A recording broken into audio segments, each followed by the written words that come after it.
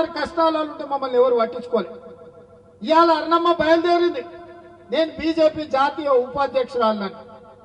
మంచిదే అమ్మా, కాంగ్రెస్ ఉన్నంతసేపు మంత్రి పదవులు అనుభవిస్తుంది. కాంగ్రెస్ కార్యకర్తలు భుజాల మీద పోసి నేను ఎమ్మెల్యేని చేసి మంత్రిని చేస్తే మంత్రి పదవి అనుభవించి ఇవాళ కార్యకర్తల గుండెల మీద దాన్ని బీజేపీలోకి పోయినాం. బీజేపీలోకి పోయామన్న పాలమూరు రంగారెడ్డి ఎత్తిపోతల పథకానికి ఏమన్నా జాతీయ ప్రాజెక్టులు తీసుకొచ్చినావా?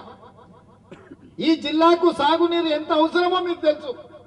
నరేంద్ర మోడీ 10 ఏళ్లు ప్రధానమంత్రిగా ఉంటే పాలమూరు రంగారెడ్డి ఎత్తిపోతల పథకానికి జాతీయ ప్రాజెక్టు తేలేదు. కానీ నువ్వు భారతీయ జనతా పార్టీలో జాతీయ ఉపాధ్యక్షురాలు పదవి తెచ్చుకున్నావు. దానివల్ల నీకు లాభమైంది, నీ కుటుంబానికి లాభమైంది తప్ప మా పాలమూరు జిల్లాకి ఏమన్నా ప్రయోజనం ఉందా అని నేను అడుగుతున్నా.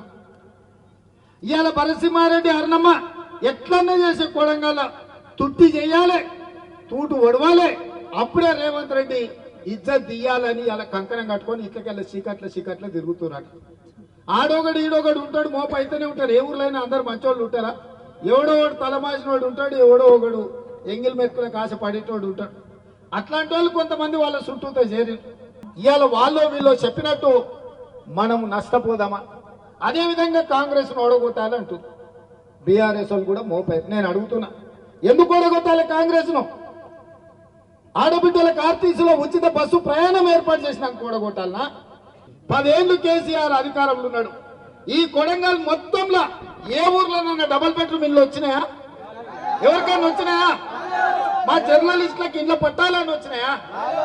మరి ఏ పేదోడికి డబుల్ బెడ్రూమ్ ఇల్లు ఇయ్యని ఆ సన్నాసులు ఇవాళ మళ్ళొచ్చి రేవంత్ రెడ్డిని ఓడగొట్టాలి, రేవంత్ రెడ్డిని వడగొట్టాలి.